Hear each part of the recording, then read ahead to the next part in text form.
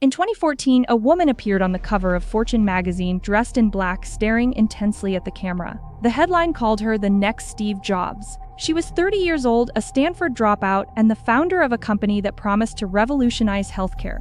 Her name was Elizabeth Holmes, and her company, Theranos, claimed it could run hundreds of medical tests from a single drop of blood. No more needles, no more vials, just a finger prick and a tiny device called the Edison that would diagnose everything from diabetes to cancer in minutes. Investors poured in nearly $1 billion. Walgreens signed a partnership deal. The company was valued at $9 billion, making Holmes the youngest self-made female billionaire in history. There was just one problem: the technology didn't work. This is the story of the biggest fraud in Silicon Valley history. A cautionary tale about ambition, deception, and what happens when we stop asking questions because we want so badly to believe.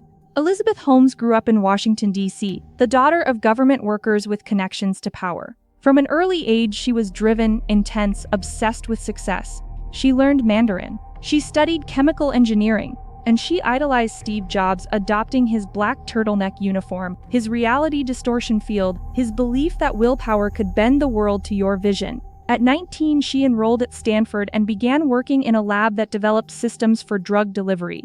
She became fixated on an idea. What if you could test blood without invasive needles? What if a single drop could tell you everything? She dropped out of Stanford in 2004 using her tuition money to start a company. She called it Theranos, a combination of therapy and diagnosis. She was convinced she was going to change the world. And for a while, everyone believed her. Holmes had a gift. She could sell a vision. She spoke in a strangely deep voice, never blinked, and radiated absolute certainty. She told investors that Theranos had developed proprietary technology that could run hundreds of tests on a few drops of blood, faster and cheaper than any lab in the world. She said it would democratize healthcare, bringing lab testing to pharmacies, to homes, to remote villages in developing countries. She spoke about her uncle who died of cancer, about how earlier detection could have saved him, about how Theranos would save others. Investors didn't just believe her, they worshipped her.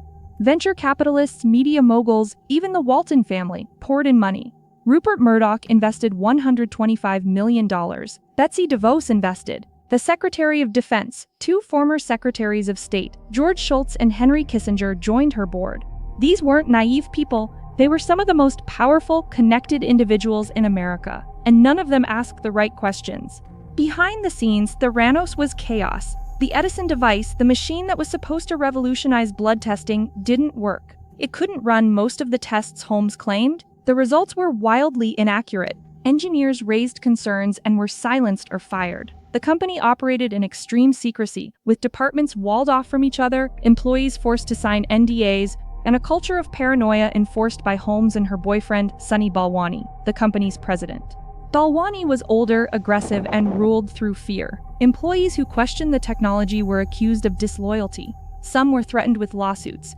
Others simply left, disturbed by what they'd seen. But the ones who stayed were told the same thing over and over. Fake it until you make it. The technology would work eventually. They just needed more time, more money, more belief. And so the deception continued. In 2013, Theranos launched in Walgreens stores across Arizona and California. Customers could walk in, pay for a blood test, prick their finger, and get results. It seemed like the future had arrived, but inside Theranos, panic was spreading. The Edison machines were failing so often that the company secretly began running most tests on traditional blood analyzers made by Siemens, the very machines Theranos claimed to have made obsolete. But there was a problem. You can't run comprehensive tests on a finger prick. You need more blood. So Theranos diluted the samples, stretching the tiny amounts of blood thinner and thinner to get enough volume. This made the results even less accurate. People were getting incorrect cholesterol readings, wrong hormone levels, false positives for diseases they didn't have. Some received results suggesting they were having heart attacks when they were perfectly healthy. Others were told they were fine when they weren't. Lives were being affected, and Theranos said nothing. In October 2015, a journalist named John Carreyrol published an investigation in the Wall Street Journal. He had been tipped off by a whistleblower and spent months verifying the story. His article revealed what insiders had known for years. Theranos' technology didn't work. The company was using commercial machines for most tests, and patients were receiving unreliable results. The response was swift and vicious. Holmes went on television, gave interviews, and called the article false, misleading, and attack by competitors. She appeared on CNBC, on CBS, on NPR, her voice steady, her gaze unblinking, insisting that Theranos was sound, that the technology worked, that they were being unfairly targeted. For a moment, it seemed like she might survive through sheer force of will. Her supporters rallied, her board stood by her, but Kerry Rowe kept digging, and more whistleblowers came forward. One of them was Tyler Shultz, the grandson of George Shultz, the former Secretary of State who sat on Theranos' board. Tyler had worked at Theranos and seen the problems firsthand. He tried to raise concerns internally and was shut down, so he went to Kerry Rowe. When his grandfather found out, George Shultz sided with Holmes. He believed her over his own grandson. Theranos' lawyers threatened Tyler with lawsuits, hired private investigators to follow him, pressured his family. Tyler spent hundreds of thousands of dollars on legal fees, money his family didn't have. But he didn't back down. He testified. He provided documents. He told the truth. It cost him his relationship with his grandfather, at least for a time. George Shultz wouldn't speak to him.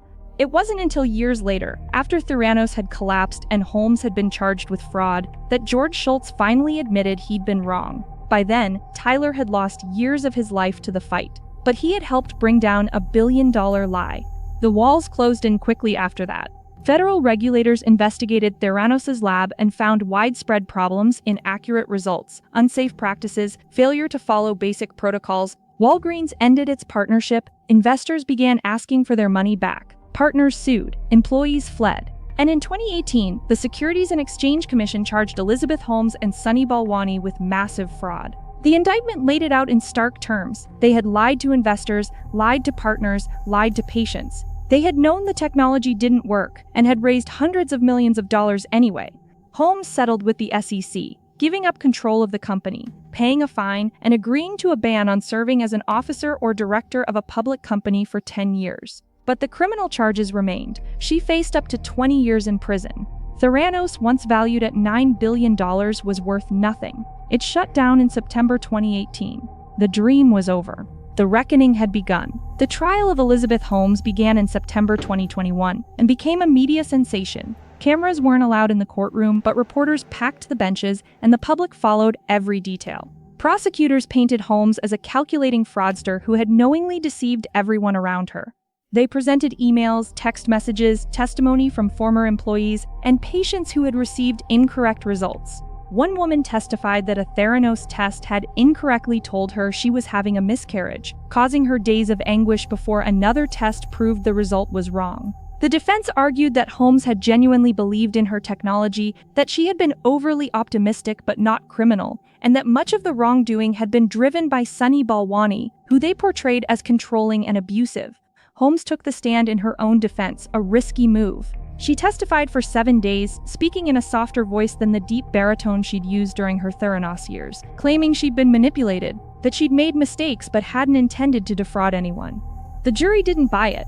In January 2022, Elizabeth Holmes was found guilty on 4 counts of fraud. She was acquitted on other counts, and the jury deadlocked on some, but the verdict was clear. She had lied to investors, and she would pay the price.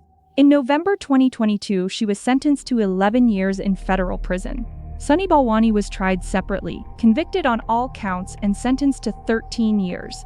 As Holmes awaited her prison date, she gave birth to a second child, married her partner, a hotel heir, and lived quietly in an expensive estate in California. Some saw her as a cautionary tale, a young woman who got in over her head. Others saw her as a con artist who had manipulated some of the most powerful people in the world and endangered patients' lives.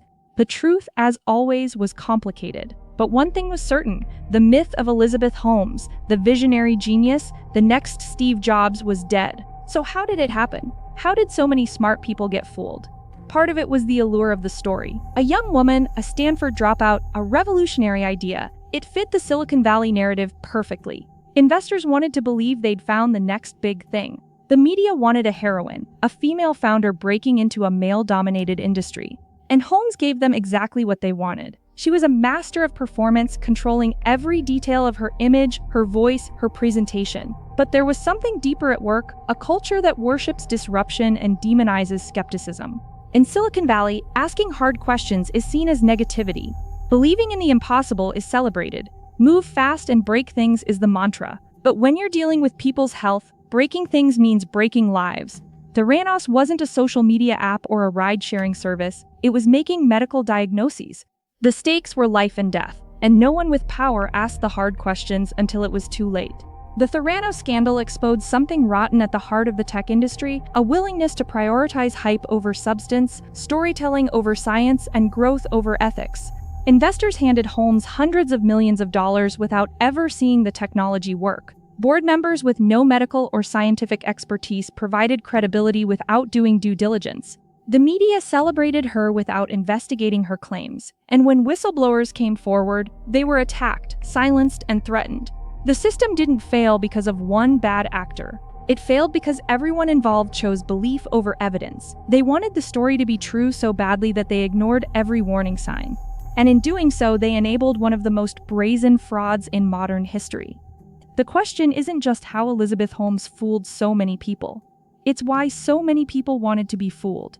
There's a broader lesson here, one that extends far beyond Theranos. We live in an age of misinformation, where charisma often trumps expertise, where confidence is mistaken for competence, and where the loudest voice in the room is often trusted more than the quietest expert. Elizabeth Holmes understood this instinctively. She knew that if she looked the part, sounded certain, and told a compelling story, people would follow her. And they did, until reality caught up. But how many other Elizabeth Holmeses are out there right now in boardrooms and laboratories and startups, selling visions that don't exist, raising money on promises they can't keep? How many are we celebrating today who will be in handcuffs tomorrow? The Theranos story is a warning: demand evidence, ask questions, and never trust a vision so much that you stop looking at the facts. Because in the end, reality doesn't care how good the story is. Today, Elizabeth Holmes is inmate number 24965-111 at a federal prison in Bryan, Texas. She's scheduled for release in 2032, though she could get out earlier with good behavior. Sunny Balwani is serving his sentence in a different facility. The investors who lost money have mostly moved on. For them, it was a bad bet, nothing more. But the patients who received wrong results, the employees who were harassed and threatened, the whistleblowers who sacrificed their careers and relationships to tell the truth, they carry the scars. Tyler Schultz eventually reconciled with his grandfather before George Schultz died in 2021. In one of their final conversations, George told Tyler he was proud of him. It was a small redemption in a story full of betrayals. Theranos is gone, but its legacy remains. It's a reminder that innovation without integrity is just fraud with better marketing. And it's a warning that the next time someone promises to change the world, we should ask them to prove it first.